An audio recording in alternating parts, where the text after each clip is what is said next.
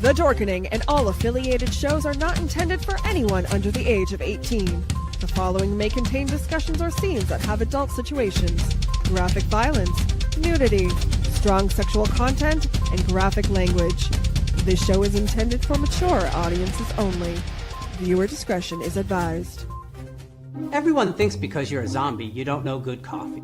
Well, they're wrong. We have very active lifestyles. It's not all wandering the countryside aimlessly or scaring passing motorists. And we all love a good cup of joe. And there's only one brew that gets my seal of approval. Deadly Grounds coffee is my guilty pleasure. Bold, robust, delicious. It's coffee that can wake the dead. With over a dozen different roasts and flavors, Deadly Grounds can satisfy the most finicky of coffee addicts.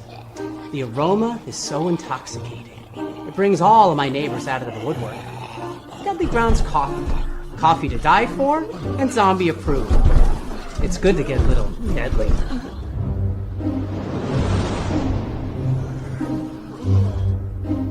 Use the front door! Oh, they're so disgusting.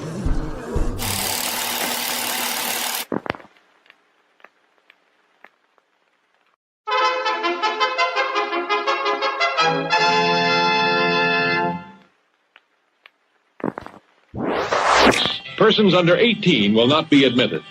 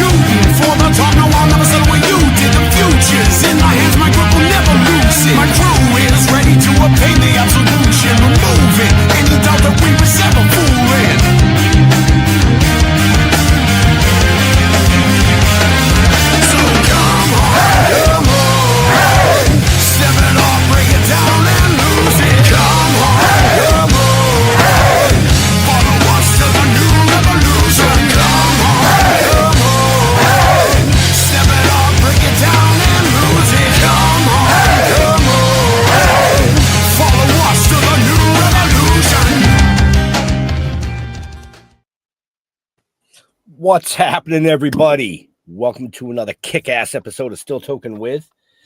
Yeah, you already know who I am, so we don't really need to go there, I guess. It's all good. But we got a killer show tonight. But without getting into too much, the Flash himself, Mr. Jeffrey Mark. I'm feeling very Silvery Moon tonight, so I'm very dressed sparkly. I try so hard. Very sparkly. Welcome. I'm excited. You know, it's one thing when we get to interview people I know and people who are friends, that's just a lot of fun. But when I get to meet someone I admire whose work I enjoy, in other words, I'm a fan, that's a different, special kind of fun. And we're going to have that tonight because our guest is someone, not just the work you might know him from on television. I'll give him a little intro, but as a stage actor, he is so admired. And he's worked on a lot of the same theaters I have, and he's done parts I would have loved to have played. And you guys also know him from one of my favorite TV series, House of Cards, which we're going to talk about how that's changed the world. That was just a record-breaking kind of thing. Mr. Sutherland on Mr. Robot. He's got a brand new project out, Redux Redux. We're going to talk about this handsome actor and lovely man, Jeremy Holm. Jeremy, welcome to the show. Man, what a great intro. Thanks, Jeff. I appreciate that. I appreciate you. Wow, you actually did that pretty good. I'm almost impressed. Maybe Jeff, we'll see each other on the board someday. I would love that. You'll be stage right. I'll be stage left. We'll meet in the middle. We'll do a little thing. Have a little dance number. Cheer. Yeah. Right. Jeremy, for you, I'll still dance. All right, let's do it. I can do a jazz square. Cool and yeah. Those of us who got started on the stage, it never quite leaves us, does it? No, it's always in you. And actually, what's so cool, I'm having a full circle moment tonight because my daughter got a job. She's 15. Well, she's 14 now. She'll be 15 next month. She got a job running a soundboard at a local theater here where I live in Vermont, and she's actually getting paid, and she's working tonight. So I have to leave after this. I have to go, pick her up from the theater, which is, I love it. Full circle moment. If Bob Newhart shows up, walk away very quickly. Emily, I had the weirdest dream. Yes. See, I love you already. That episode blew my mind. It was so meta before meta existed. I couldn't believe it. For those of you out there who wonder what we're rambling about, Bob Newhart had two huge hit television series, and then we'll introduce our friend Jeff in 1 second. On one of them, he played Bob Hartley, a psychologist in Chicago, and Suzanne Pleshette played his wife. And then he followed that with an even bigger hit where he was an innkeeper in Vermont. And the last episode, he gets hit with a golf ball and wakes up, and the entire series had been a dream by the character in the first series, and he wakes up next to his wife from the first series. Just brilliant, just brilliant.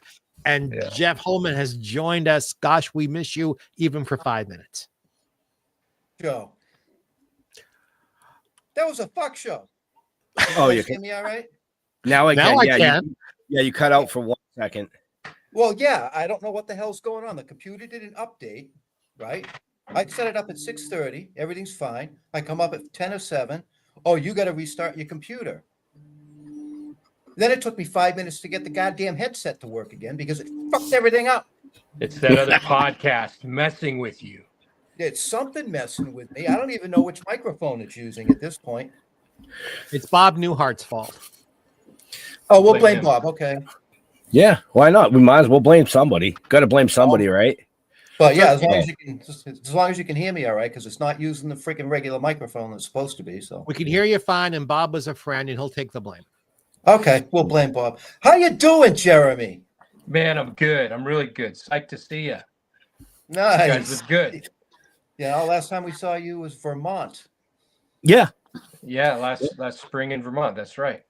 Yep. And I didn't get any chocolate or cookies. I'm laughing because it took you guys each 2 minutes to bring it up. Okay.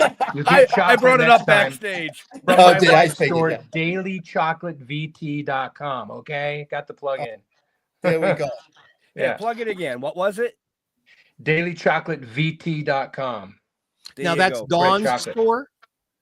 It's my wife's store. And underneath, there's a great cannabis store right underneath her store. Oh, that's perfect. Yeah. You can't matter which order you go in, it works. Yeah. You can go in any order. Any order. Right. Chocolate below, weed, chocolate, weed, however you want to do it. Well, see, I'm going to suggest to everybody in VT, go to the cannabis store first, then take a little walk to your car, couple of tokes, and then go to the chocolate store. Yes. Nothing like a stoner in a chocolate store. It's already stoned. So we've mentioned Dawn. It's a good to the next question. So you actually met your wife doing Anna Karenina in the theater. I mean, there's television and movies about stuff like that, but it actually happened to you. Yeah, it's a crazy story. I was doing Cyrano de Bergerac at the Shakespeare Theater in DC, and I got an audition from my agent. She said, it's tomorrow. I said, I have to have the first appointment because I got to be back for the show. So I took an overnight bus back to New York City.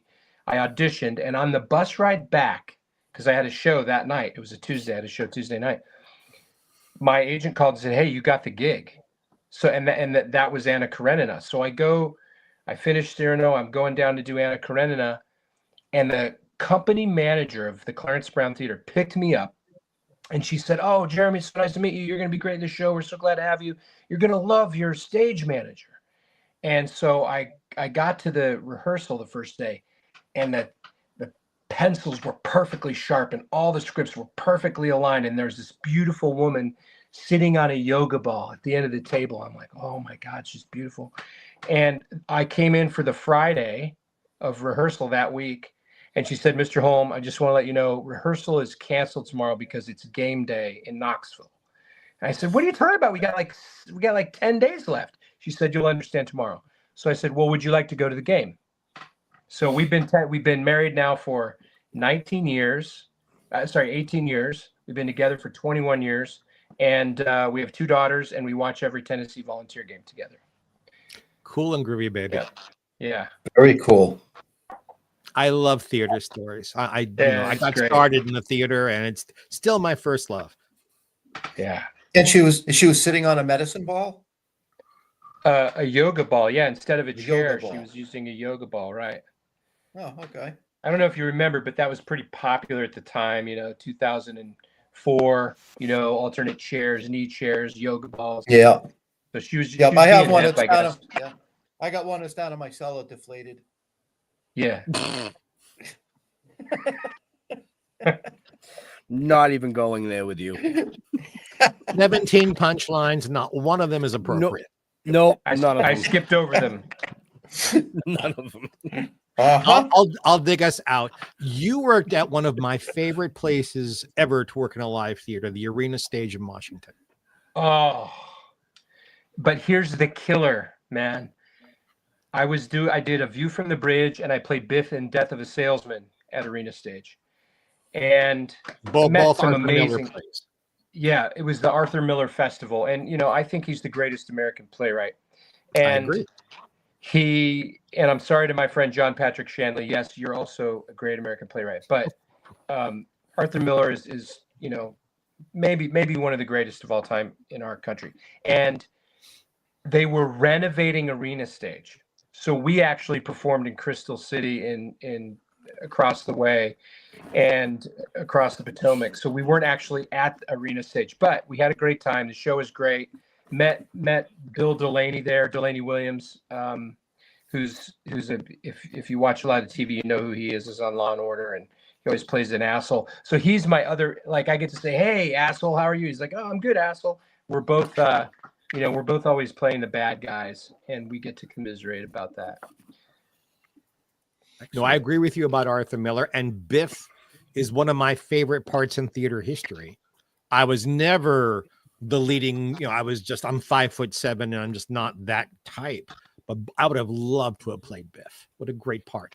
It's a great part, although the same guy played Proctor in The Crucible, played Chris in All My Sons, and played Biff. And when he was playing Biff, he told Arthur Miller, when he was doing the memory scenes, he said, you can't, this is impossible. You can't play this. It's impossible. And so Arthur Miller rewrote it a little bit to make it make more sense. And if you've never seen that play, if you have a chance to see it live, it is so on point, and it's more true now than it's ever been. It's an incredible play. And my goal in life was to play all 3 of those roles, but I'm too old now to play Chris. I played Proctor and I played Biff, but I didn't get to play Chris. And now, I'm so old that I'll have to play Frank someday. Which is not a bad thing.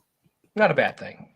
Yeah. Oh, and happy birthday, by the way. You just had one a couple of weeks ago, right? Oh, thank you, man. Thank you. It was a great birthday. I got to be around my girls and my wife, and they gave me a cool fire pit stoker. And, it's got like these big teeth and you can play with the fire. But the best thing about it is there's a blowhole in it so you can get the fire going again. It's like 4 feet long. It's incredible. If you need a great gift for someone who likes to play with fire, that's what you get. or somebody who likes blowholes. Either way. Yes. You guys like blowholes, right? Well, I'm sure you could hook a bowl up to the end and instead of blowing, you could suck on it. I'm sure. This Probably. is over What- 18, right? I can say that. Oh, Oh, you you can can say whatever you want. you can say whatever you want. It's 18 Okay. plus. I'm clean and sober, but I vote for sucking on it. It's okay.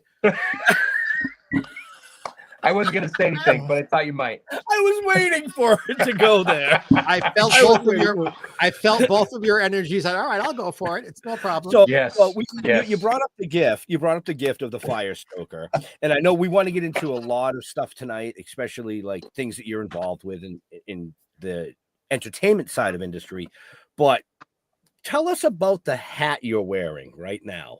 Oh, so this hat is obviously a New York City Fire Department hat. This hat was given to me by a man named Sal Casano, and Sal Casano became the chief of the New York City Fire Department on September 11th, 2001, when a body fell on the then chief.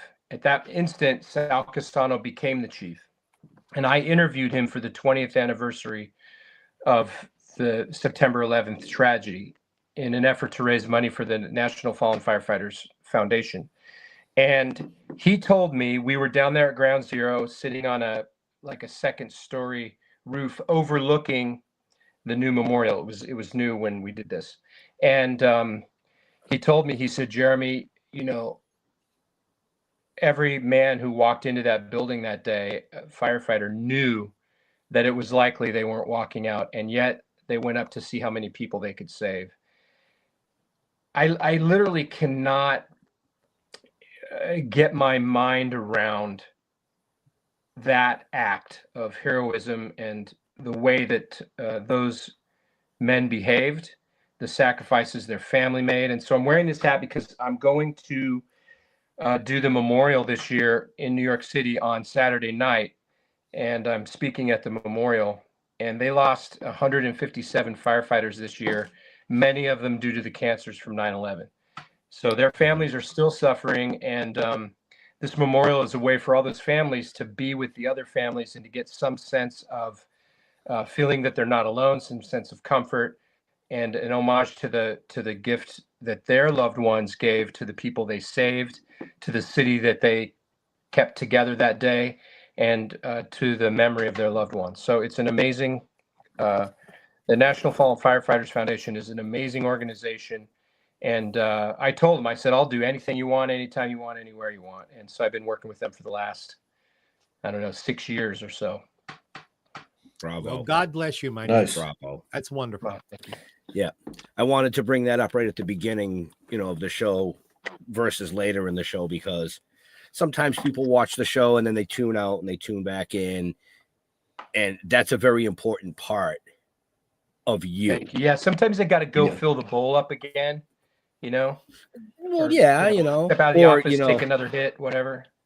Yeah, Yeah. but it shows the type of person that you are Yes.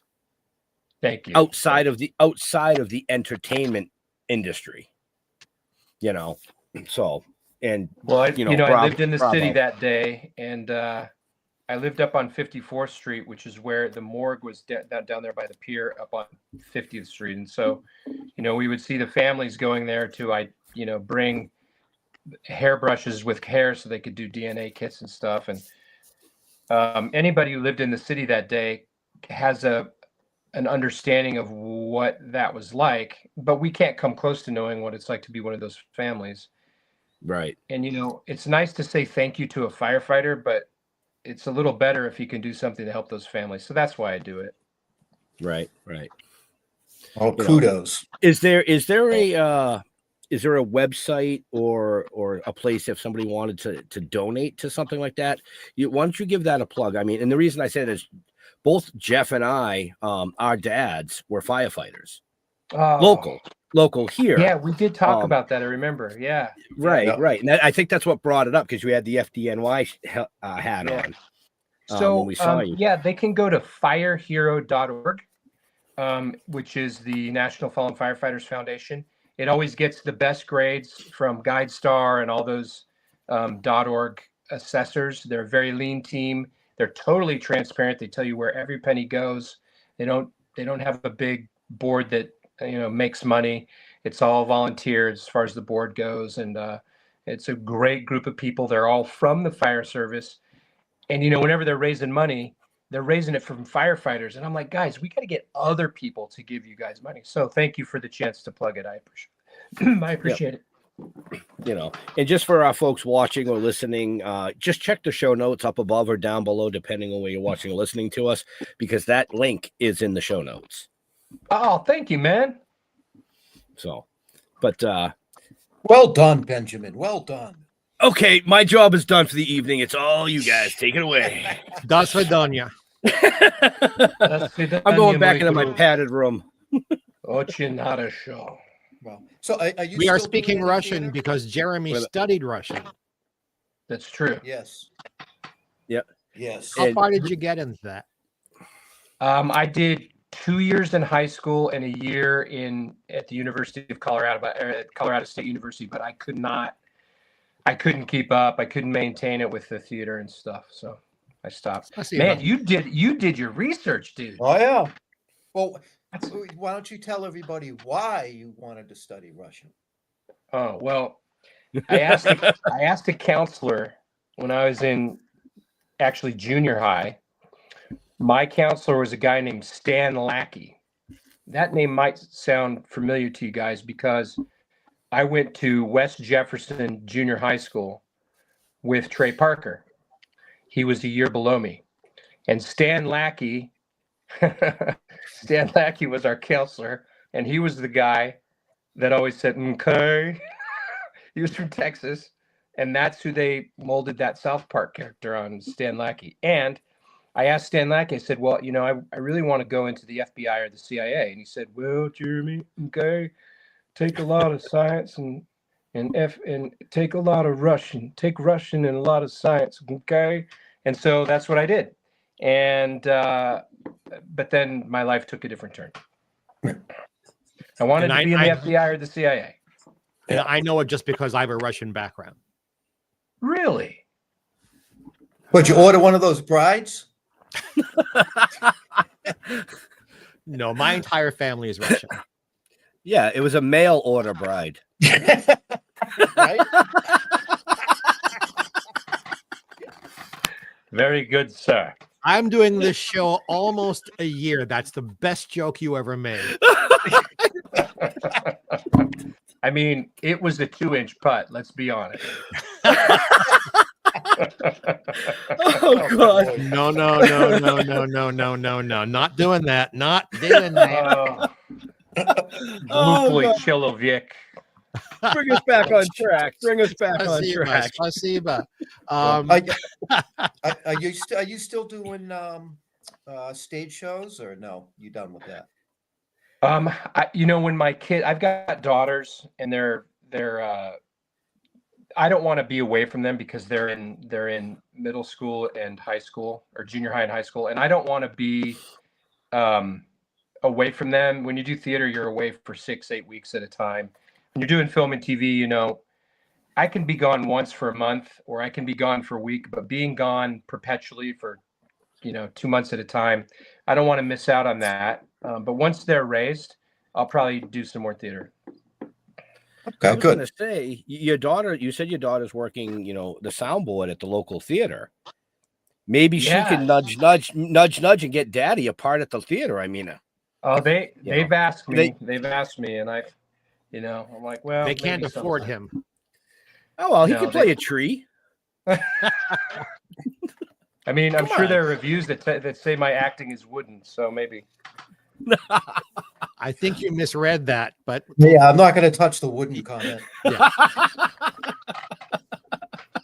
Oh, that wasn't a theater review. Okay. Yeah, that was Grinder, but we won't go into that. Jesus. As a stage, okay, I'm gonna make this legit now. As a stage actor, you work off Broadway, you work on Broadway, you work at a place like Arena, which is in the Round. People don't know that. And then the Brooklyn Academy of Music, which is this enormous. Do you prefer the more intimate, or do you like the huge stuff with acting and on a stage? What I love is the variety. I did a Taming of the Shrew in a 6,000 seat theater in Shanghai, China once. Wow. 600 people stayed for the talk back afterwards. And our interpreter later told us that only about 30 of them spoke English. It was a really thrilling, experience. But also, I love intimate settings because you can be, as you know from doing theater, you can be smaller and more intimate, and your performance has to be more moderated. You can achieve a greater sense of the delicate, which is a very cerebral and interesting challenge to have. Big stages require more energy, and they require bigger size, and they tend to be less, not entirely, but they tend to be less delicate. So I like variety. See, mostly when I did stage, mostly, not all, was musicals. So it didn't matter big or small because I still had there were no body mics back then. You had to actually get to the audience. You had to blow. Yeah. Yeah. That's acting talk for being loud enough, guys. Yes. Deal with civilians like these two, Hey, don't call me civil. I have a story I want to share with you. Please. So I was doing A Little Night Music, which for those who don't know is a Sondheim musical. And I was playing Frid. It's a small part. It's a non-singing role. But there's one part where there's a big waltz number at the end of Act 1, and it's called Weekend in the Country. It's a big song. So, and we did it in the Round where I was at the North Shore Music Theater. And so I'm in the VOM. I'm ready to go on. I look over at the sound guy. And he goes like this. I'm like, did you just turn my mic off? He's like, sorry, dude. So I'm an actor who can sing and who can dance, but I'm not a singer. He turned my mic off right before I went on stage. But there is a difference for me, a difference in energy from doing a musical or doing a straight play. When I've done Arthur Miller or I've done Tennessee Williams types of things, it's a whole different set of muscles. It's like being in athletics, but the difference between football and hockey or something. It's just, you have to learn all of it. It's why people like Jeremy do so well, because he knows his craft, and every part is different. Every theater is different. Every situation is different. If you're cookie cutter, you don't have a very long career. That's right. I'm teaching an acting class right now, and students ask me, well, what's the difference between theater and film and television? Because many of them have done theater, but they haven't done film and TV. And I say, well, what's the difference between being a plumber and being a pipe fitter? You're doing something that's similar, but it's not the same at all. Some of the same techniques apply, but it's a different occupation almost. And so if you want to be successful in this business, you have to learn how to be a stage actor, a film actor, a singer, a dancer, a business person. You have to be good with numbers. You have to be smart. Now you have to know how to run your own social media. Like there's a lot of, you have to be a smart person to do it for a living. These two gentlemen I'm sitting here with. Despite my presence here. No. These two gentlemen, Ben and Jeff, are the things you're mentioning. Really smart, really good with numbers, really good at their own business. I mean, it's why they're so good here, because they've got all of that going for them. I love them. I'm prejudiced, but I believe that. And that's what I thought I was just a factor pretty for face. sure. That's what we call virtual fluffing, folks. Is that what that's called? No, it's not. I would show you virtual fluffing, but they would take us off the air. Come on.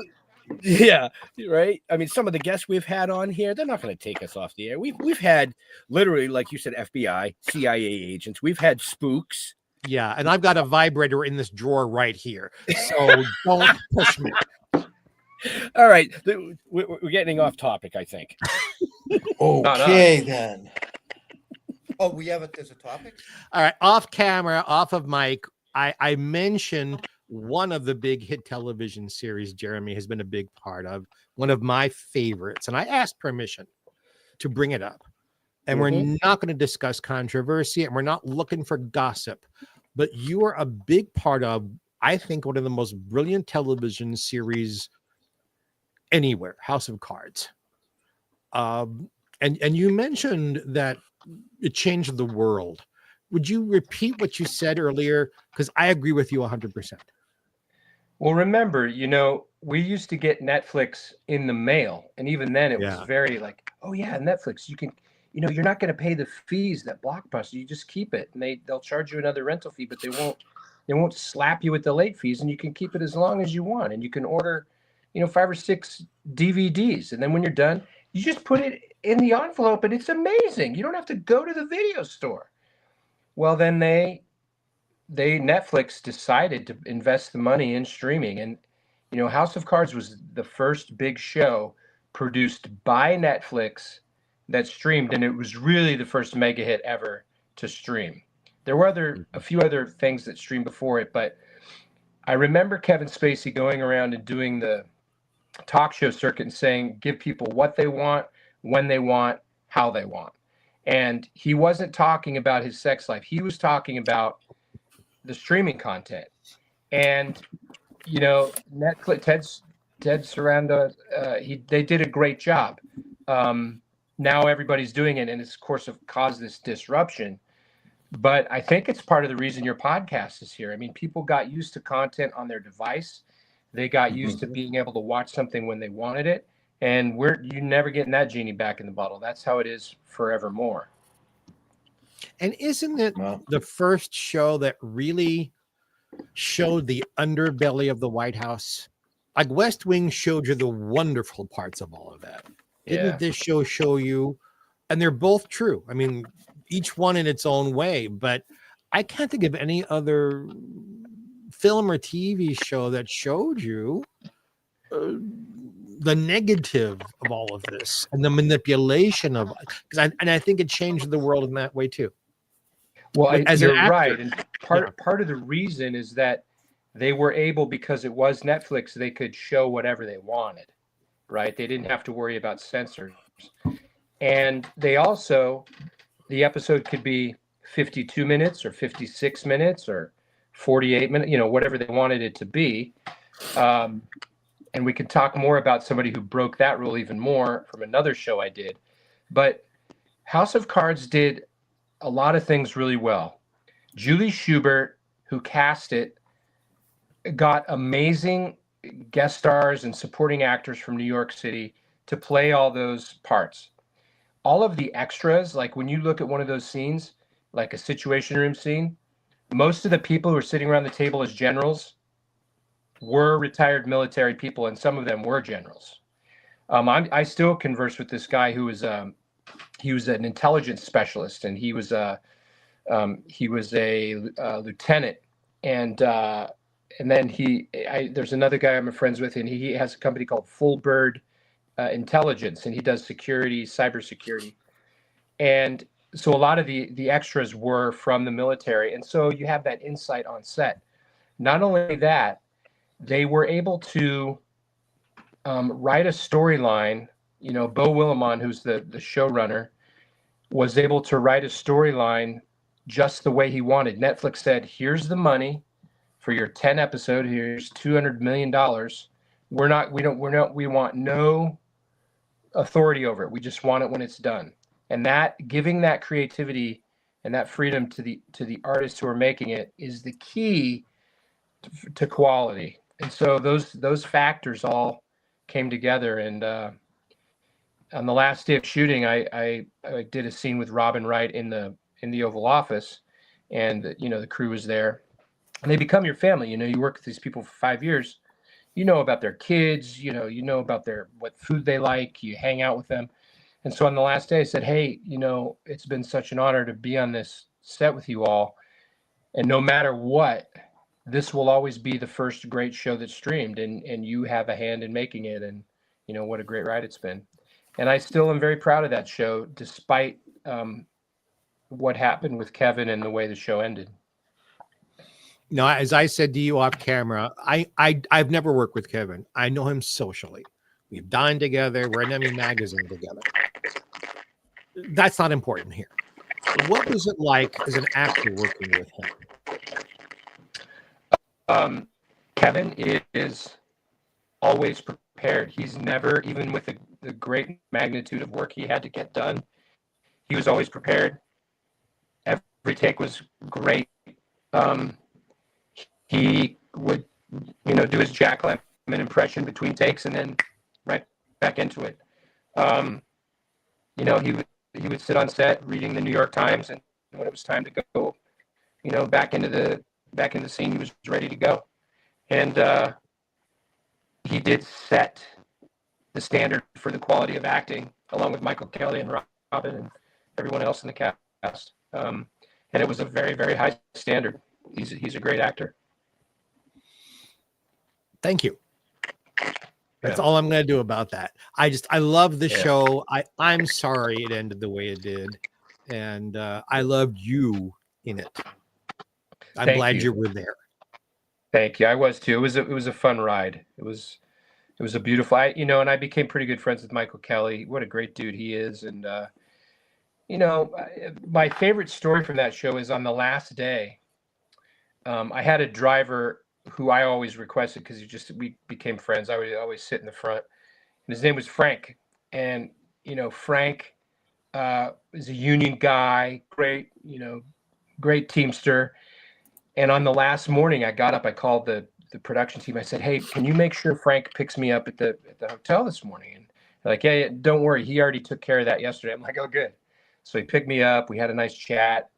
I said, "You're getting me tonight, right?" He said, "Oh yeah, I'm getting you tonight." So it was a long day. We got done. It was a Thursday, and he's driving me back. It's like 5:30 at night. We know the traffic's going to be bad on 95 from Joppa down to Baltimore. And I said, "It'd be perfect, Frank." And he looked over at the armrest and he pulled up the armrest, and there were beers in there. And he handed me a beer. And I won't tell the other part of the story because I don't want to get him in trouble. But we drove back to Baltimore, and then we sat in the hotel roundabout there in the Inner Harbor, and we had a beer together. It was fantastic. What a thoughtful guy. How does one? And then I promise I'm going to shut up because I'm monopolizing. Yeah, okay. Yeah, no. Sure. Jeremy, I don't always talk this much. I just enjoy your work so much. So please understand. Thank you. I'm enjoying it. When a controversy happens, when an actor, for whatever reason, is forced out of a show, what was it like for the people who were left? Because there was one season or 2 seasons beyond his going. They have to rewrite everything and sort of reshuffle without revealing anything you think would be embarrassing to anyone. What was that like for you as an actor and as a member of a crew? Well, how it went down, I was actually on set in my new suit. I was ready to shoot. Someone came and got me and said, "Back to your trailer." I'm like, "Oh, okay." And then they knocked on the door. They said, "Get back in your street clothes. We're taking you back to the hotel." And I'm like, What did I do? what did I do? And I believed that I had been fired. And it wasn't until, and then I flew home. I got all the way back here to Vermont, and then a thing came over Twitter that night. And I was like, I swore. My wife came in. I'm like, it's over. And it would have been over, except Robin Wright lobbied Netflix. She said, all these people have come from LA. They've sublet their homes. They think they have a job. They've given up other jobs. We really should finish this show just for the team. And, it was the right thing for Netflix to do. And it was a really courageous thing for Robin to do, because imagine how she must have felt in the midst of all that. I was proud of her and Michael, the way they led the cast. And Frank Pugliese, who ran the show that year, they did a great job, and I'm proud of the fact that we finished the show. All of us know it wasn't the best season. They were under the gun. They had to write all that material. Basically, they were drying off the pages before they handed them to us. So we did our best with what we had, and that's what you have to do in life. Sometimes it's not perfect. Proud of you. Well said. Thanks. Absolutely. Mr. Holman. Go ahead, Mr. Holman. Yeah. Yes, well, please. I'll be honest with everybody. I've never seen an episode of House of Cards because I'm one of those pricks that refuse to pay for Netflix. Okay, so I've never seen that show. To me, you're the guy in the movies that I watch, because I really don't watch a lot of television shows. Yeah. You know what I mean? And I do want to commend you and say that, to me, your outstanding performance was in The Ranger. Oh, thanks, man. Okay, that's what I like. That's my style. That was a what I fun mean? one. I've got a story know, it about look- that. It looked I've like got you a story had about fun. that show. So I was working at a restaurant in New York City, and it was a big steakhouse, $40 million a year steakhouse. And, you know, I was acting at the time. In fact, I was doing House of Cards while I was managing there.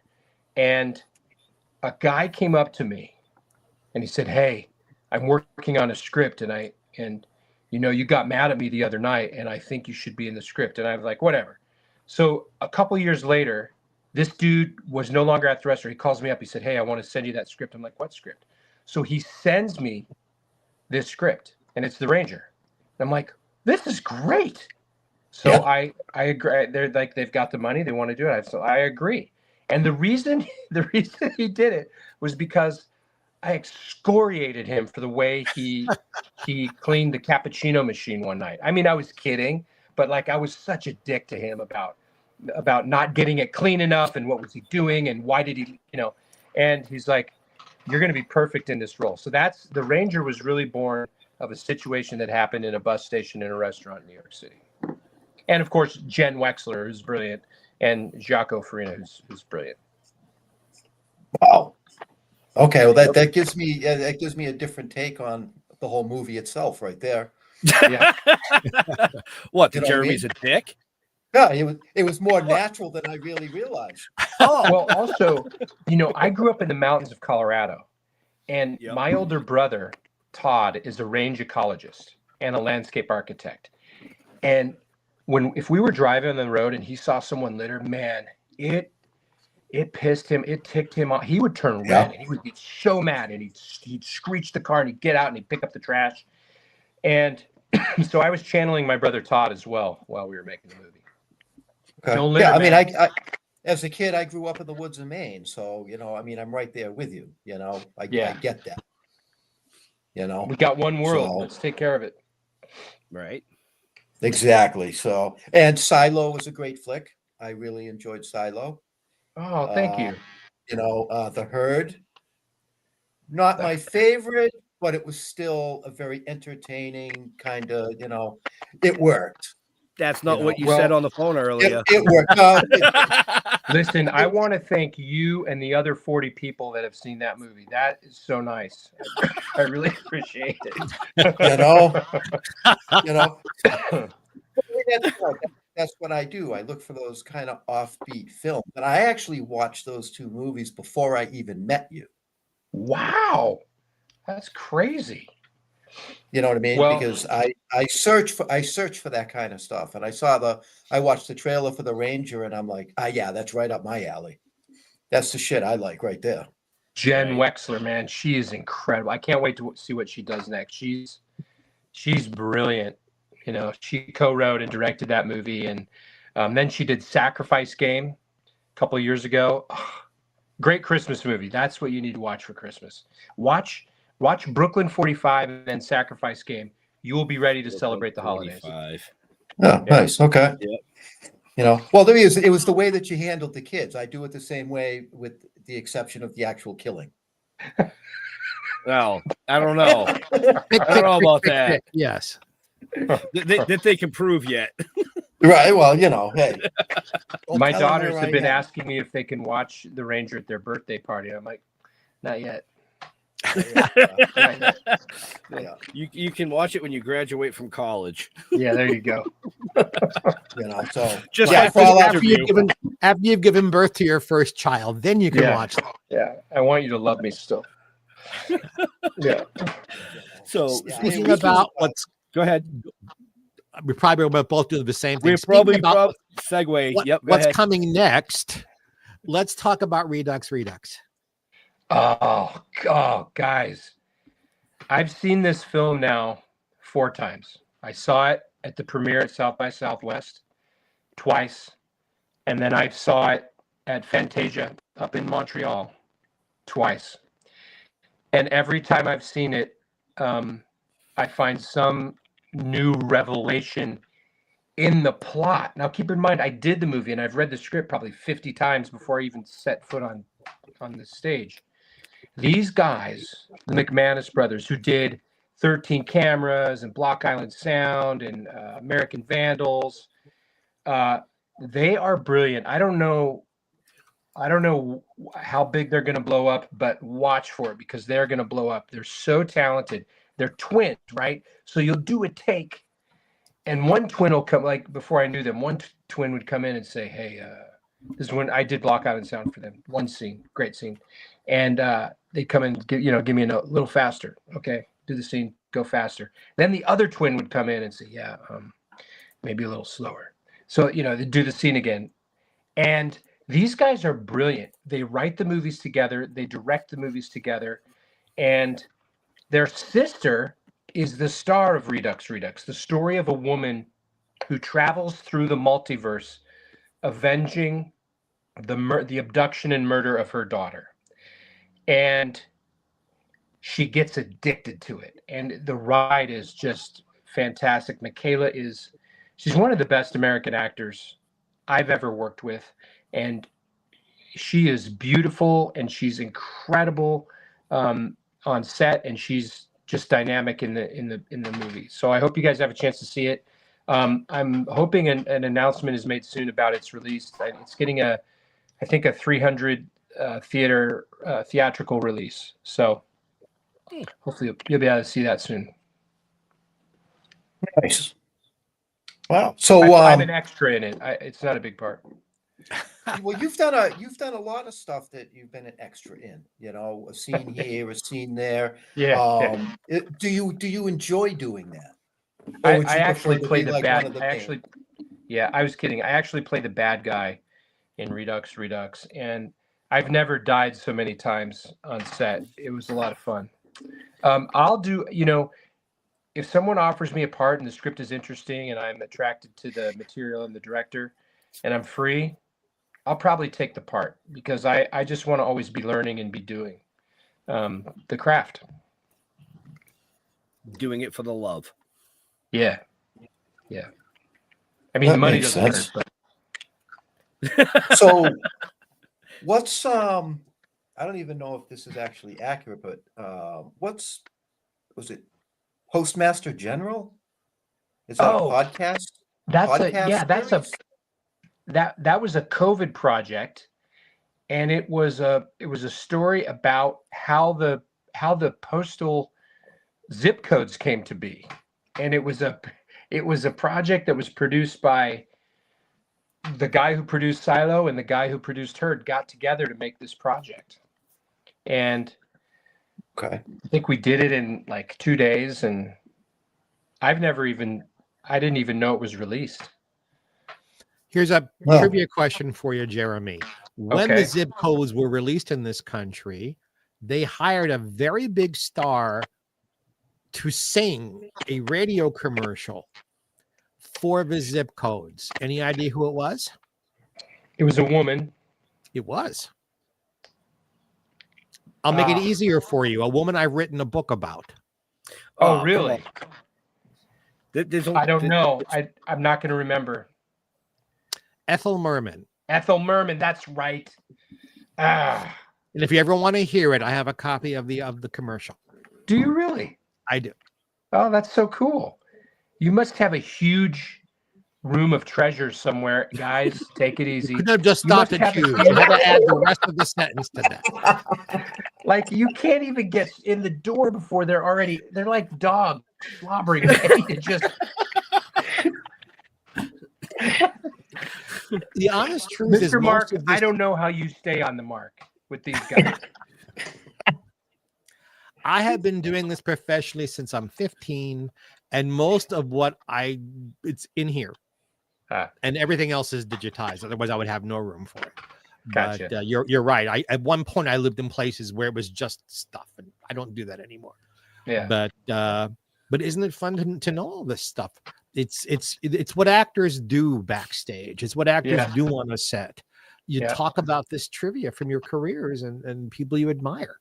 Yeah. Yeah, that's right. Right. I have a question for you. When we've asked similar questions to other actors who've been on the show, you did get some early experience doing soap operas.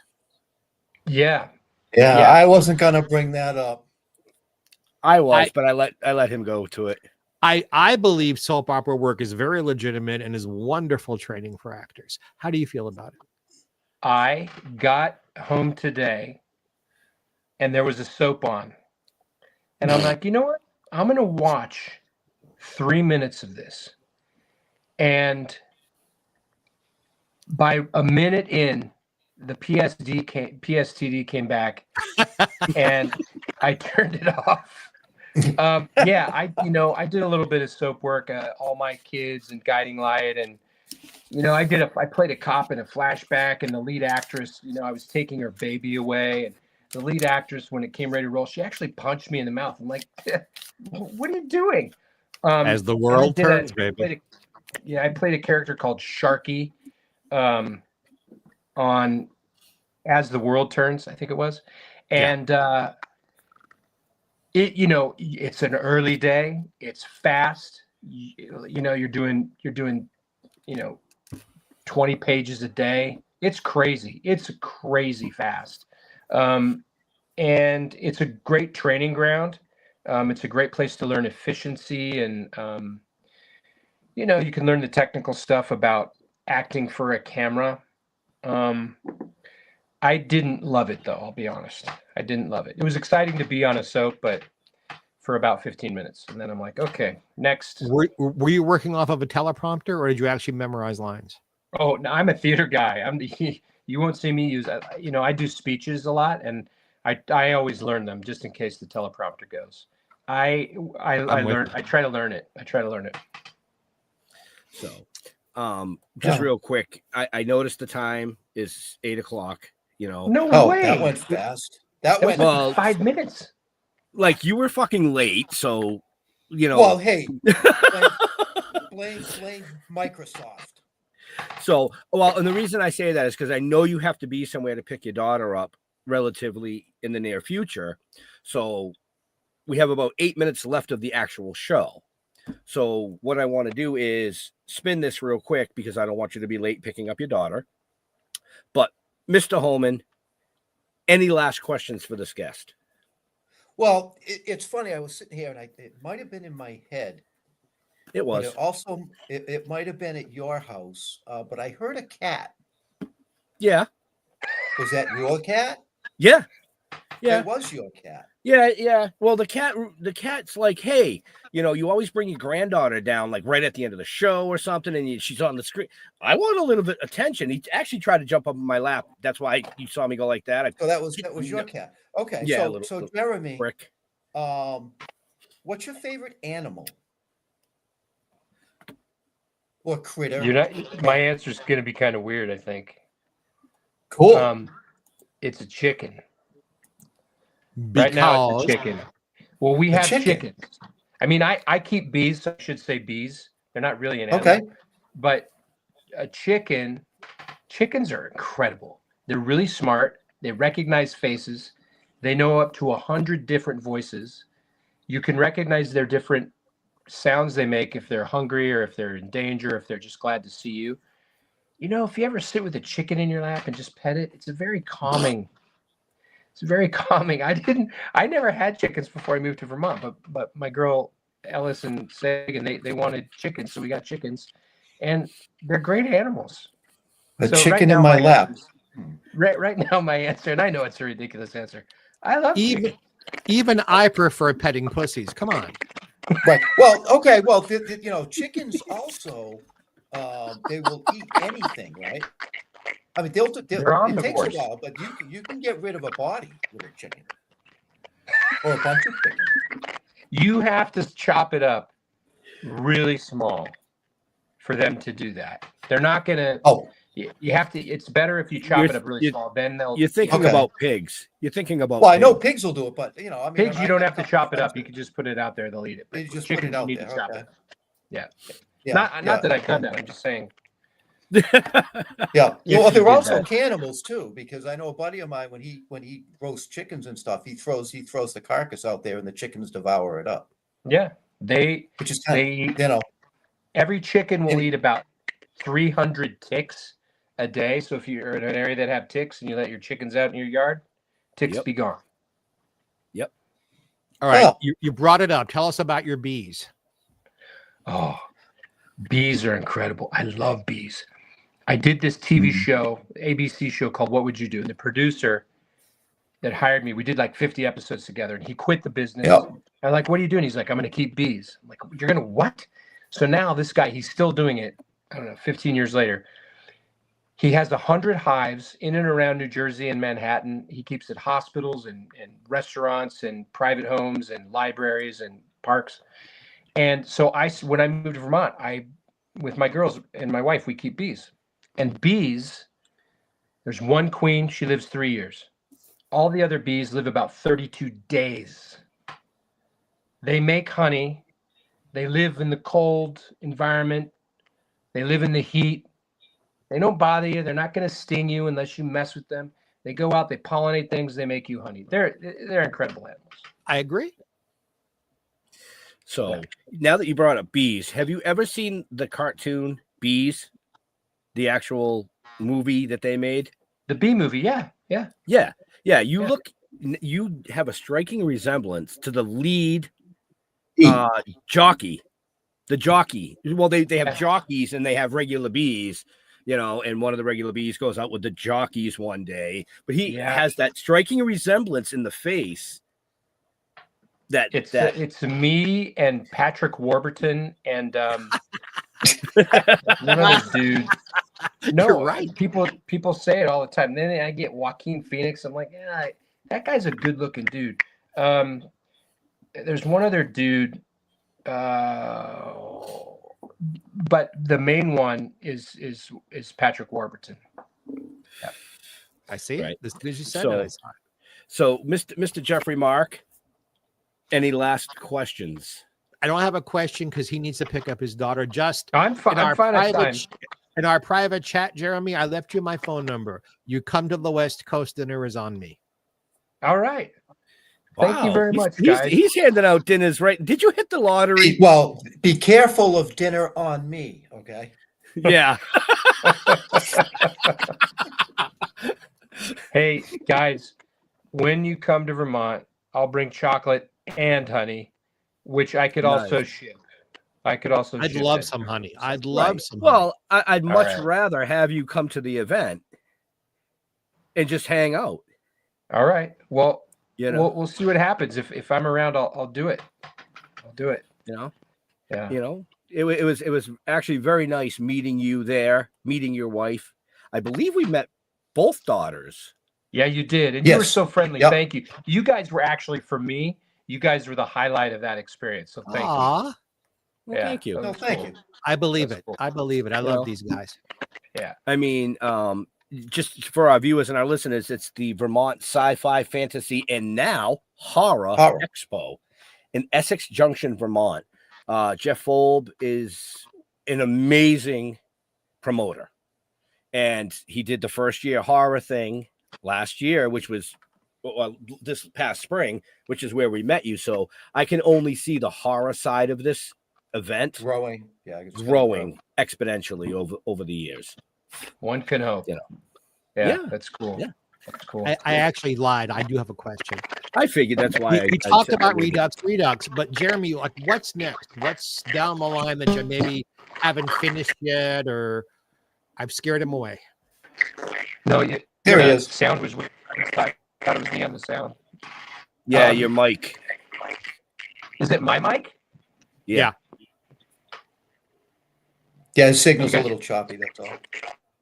Oh, I'm sorry about that. No, it's all right. You gotta get the chickens out there running faster. Something that's crazy. So I'm looking at producing a film called Gray Mountain, which I pitched it at Fantasia Fest this year. And so we're close to getting our funds raised. We have the cast.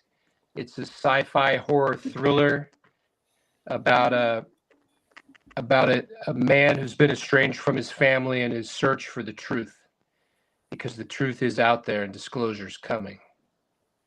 It's kind of, yeah. Cool. Well, if you need extras, I mean, Jeff and I are only 3.5 hours away.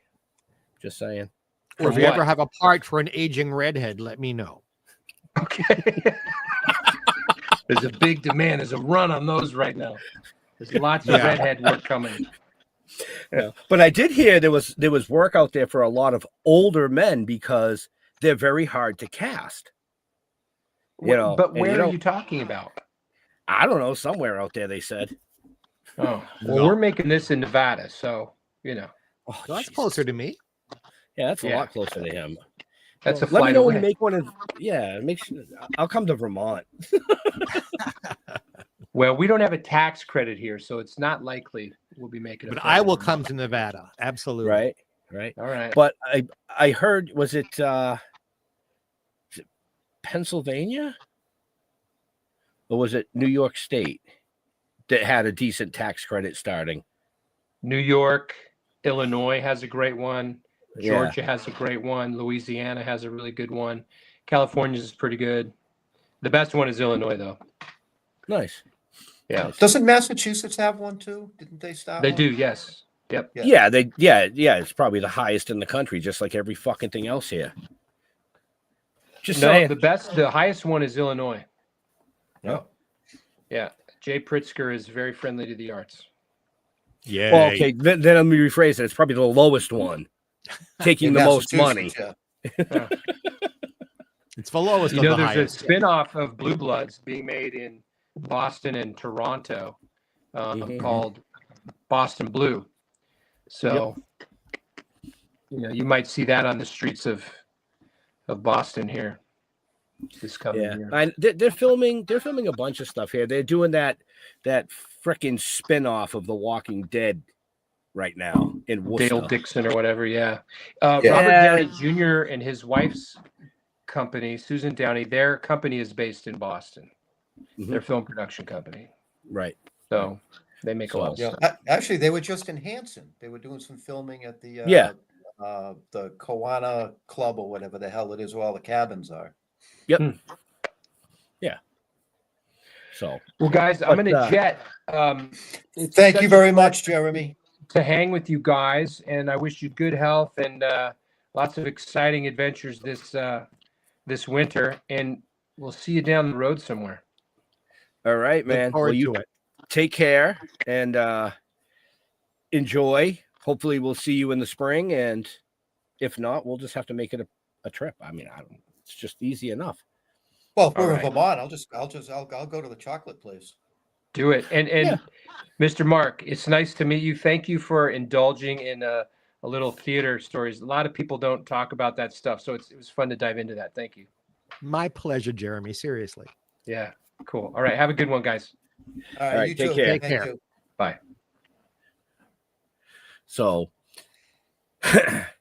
if you want to know more about Jeremy, folks, just check the show notes up above or down below, depending on where you're watching or listening to us. All his links are there. So, Mr. Jeffrey Mark, Yeah. where can people find you on the social medias? On Facebook.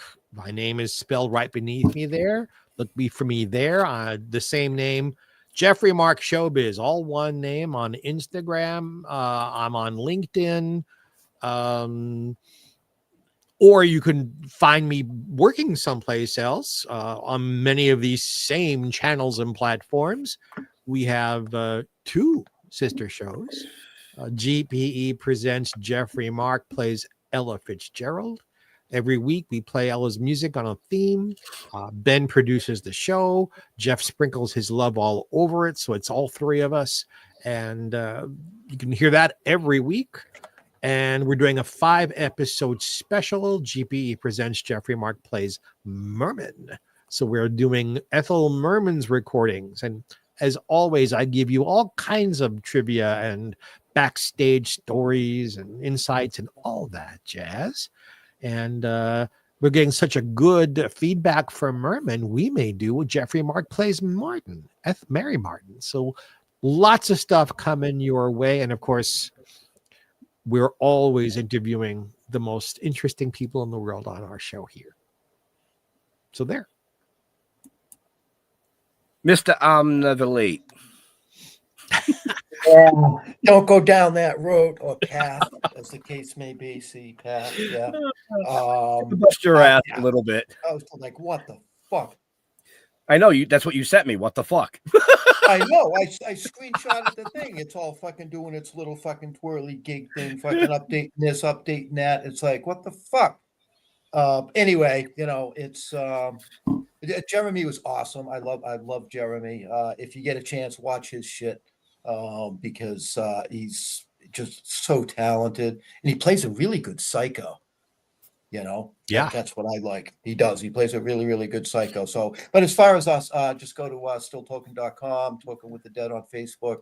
And as far as me, you know, go ahead and Google Jeff. Have fun with that.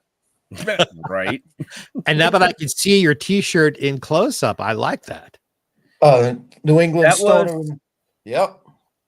Yeah, that was a 3-day music festival that we did as guest vendors. We met some really cool people, like, you know, frontmen from famous bands and stuff that had their own side stuff. But holy shit, man, 3 days at a music festival set up next to the fucking PAs. Woo!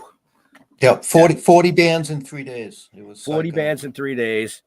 You know, if we had thought about that prior to going, we could have literally bought 400 cases of earplugs and made a ton of fucking money. But in all seriousness, you know, Jeremy, we want to thank him for coming out, taking time out of his busy day to hang out and chat with us, even though he had to bail a little early, but he's got to go pick up his daughter at work. Mm-hmm. I didn't expect a chicken, though. I did not even go down that road. No, I didn't expect like the chicken. Nothing like patting a chicken on your lap, and I was like stroking the cock. I couldn't help think about lyrics that Gilda Radner sang on Broadway, right? To the song Oh, "Let's Talk Dirty to the Animals," and Right. the end of one stanza was, "Let's tell a chicken to suck chicken. Frankly, I don't care." So I shared it with you. Right. But, you know, we've got a lot of great guests coming on the rest of this season. Next week, we have Jeffrey Voorhees. So we're going to have 3 Jeffs on the screen next week, but only one that's important. You guys can figure out which one that is. But for our viewers, Jeffrey Voorhees was Alex Kittner in Jaws, which is the 50th anniversary this year. One of the most epic kill scenes Ever in theater history. And then we're going to close out this month with an OG, and I mean a real OG, and a gentleman that we consider family, Mr. Tony Moran, who played Michael Myers in the original Halloween. Yeah. So right before Halloween, we got Michael Myers. And that's all I'm going to tease you guys with right now. So to all our veterans and first responders, we want to thank you for doing what you do, so people people like us can come up here and do what we do. Stay safe. We'll see you next week. We're out of here. Have a happy. Bye.